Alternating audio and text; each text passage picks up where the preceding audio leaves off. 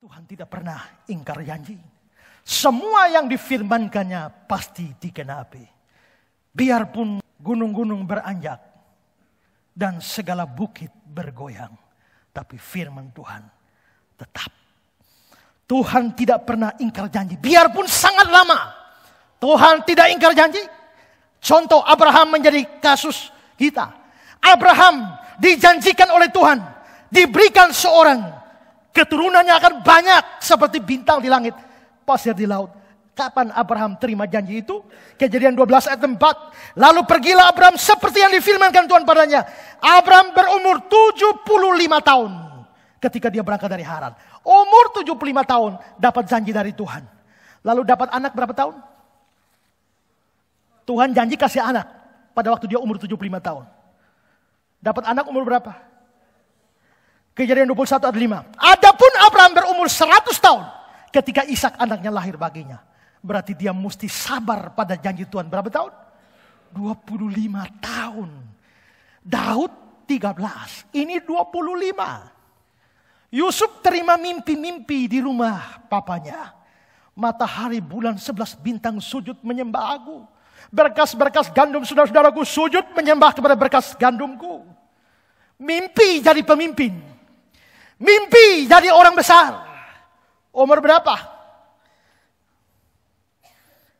Kejadian 37 ayat 2. Yusuf tatkala berumur 17 tahun. Jadi masih muda. Biasa menggembalakan kambing domba bersama saudara-saudaranya. Dapat mimpi itu di rumah bapaknya kira-kira umur 17 tahun. Jadi pemimpin di Mesir umur berapa? Kejadian 41, 45, 46. Demikianlah Yusuf muncul sebagai kuasa atas seluruh tanah Mesir. Yusuf berumur 30 tahun ketika menghadap Firaun. Berapa tahun? 13. Persis seperti Daud. Tuhan kasih janji. Umur 17. Tuhan genapi janjinya. Umur 30. 13 tahun kemudian. Itu berarti bahwa janji Tuhan seringkali dari sudut pandang manusia begitu lama untuk digenapi.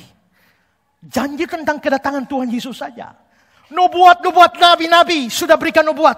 Yesus Mesias akan datang. Yesaya sudah bicara 750 tahun sebelumnya. Daud bicara 1000 tahun sebelumnya. Musa bicara 1500 tahun sebelumnya. Abraham 2000 tahun sebelumnya. Berarti janji itu lama sekali 2000 tahun. Tapi sebenarnya janji tentang datangnya Mesias itu muncul di kitab Kejadian pasal 3 ayat 15. Yang disebut The Gospel of Genesis atau Proto-Evangelium. Injil yang pertama. Kejadian 3 ayat 15. Ya, aku mengadakan permusuhan engkau dengan perempuan ini. Antara keturunanmu dan keturunannya akan meremukkan kepalamu. Ada satu keturunan perempuan akan meremukkan kepala iblis. Ini zaman Adam dan Hawa. Diperkirakan kira-kira 6.000 sampai 8.000 tahun sebelum Tuhan Yesus lahir. Berarti ribuan tahun Tuhan jawab. Baru jawab. Tapi saudara, jangan pikir ribuan tahun dijanjikan berarti Tuhan terlambat. Tidak. Galatia 4 ayat 4 mengatakan, tetapi setelah genap waktunya, Allah mengutus anaknya yang lahir dari perempuan. Genap waktunya. Berarti ribuan tahun itu, kadang-kadang orang pikir, kenapa Yesus tidak dikirim lebih awal?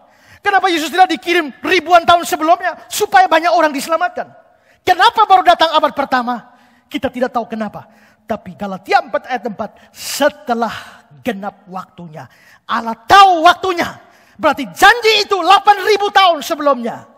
Tapi biarpun sangat lama, itu pasti digenapi. Karena Tuhan tidak mungkin mengingkari janjinya. Mazmur 12 ayat 7. Janji Tuhan adalah janji yang murni. Bagaikan perak yang teruji. 7 kali dimurnikan dalam dapur peleburan di tanah. Kalau Tuhan berjanji padamu sesuatu, mungkin itu membutuhkan proses yang panjang untuk dijawab. Sebelum semua itu terjadi, nikmati hidupmu sebagai sekolah dari Tuhan.